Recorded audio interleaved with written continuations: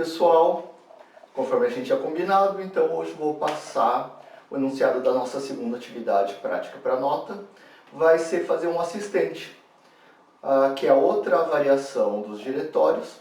A variação 1 dos diretórios a gente fez em sala, a variação 2 dos diretórios, que era com encapsulamento, a gente fez como atividade 1 para nota. Agora a gente vai fazer a atividade mais moderna, que é usar o diretório, que agora eu estou chamando de assistente, para ele descobrir qual servidor ele vai entrar em contato.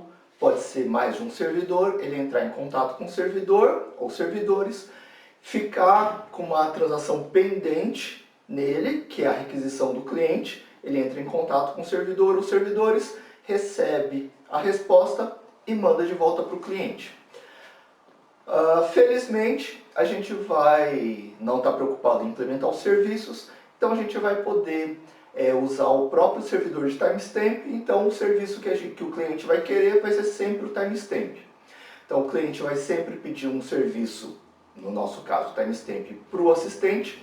O assistente vai precisar armazenar isso em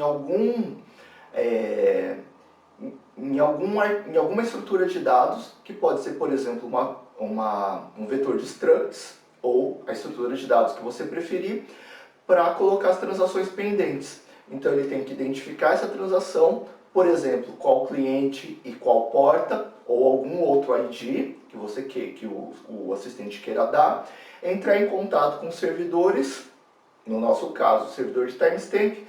Quando receber a resposta do servidor, descobrir qual é o ID daquela transação, procurar no vetor de transações, ou seja, descobrir qual foi o cliente que fez aquela requisição e mandar a resposta para o cliente. Vamos ver também num esquema para a gente visualizar essa interação. Então, nossa interação é conhecida.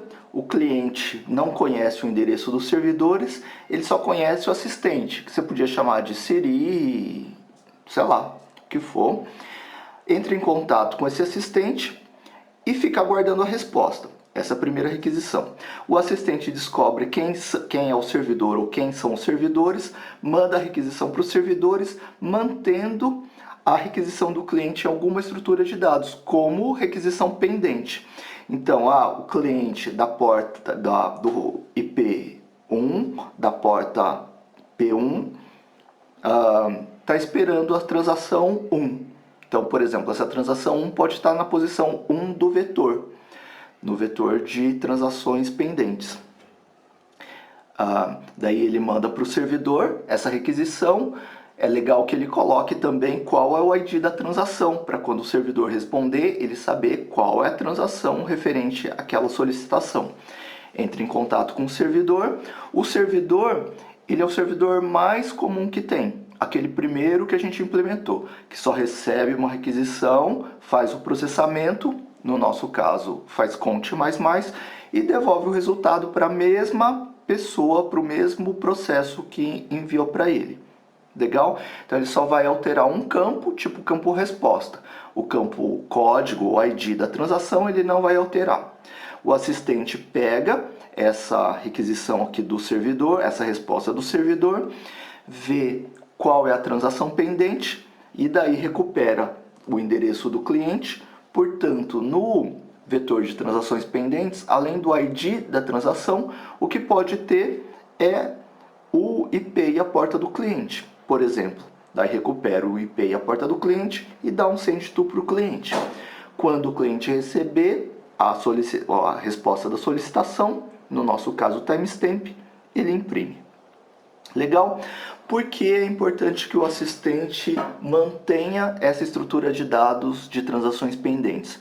Porque os servidores, no caso geral, eles poderiam demorar um tempo para responder. E se fosse requisições de mais de um servidor podia responder numa hora, depois outro servidor podia responder em outra hora. Por isso que é importante implementar essa estrutura de dados de transações pendentes. Uma forma bem simples é através de um vetor. Beleza? Essa é a segunda atividade nossa. É uma atividade do ponto de vista de uso mais moderna, mais recente, e do ponto de vista de implementação eu consideraria até mais simples, porque todo mundo sempre responde para quem enviou a mensagem. Beleza? Tomem cuidado sempre com o assistente, porque ele vai ter que receber requisições de clientes e do servidor. E você vai ter que ter uma forma de identificar se a requisição foi de um cliente ou de um servidor. Isso pode ser feito, por exemplo, através de uma tabela de servidores. No seu caso, você só vai ter um servidor, só vai consultar se a mensagem que chegou é de um cliente, qualquer cliente, ou do servidor. Beleza?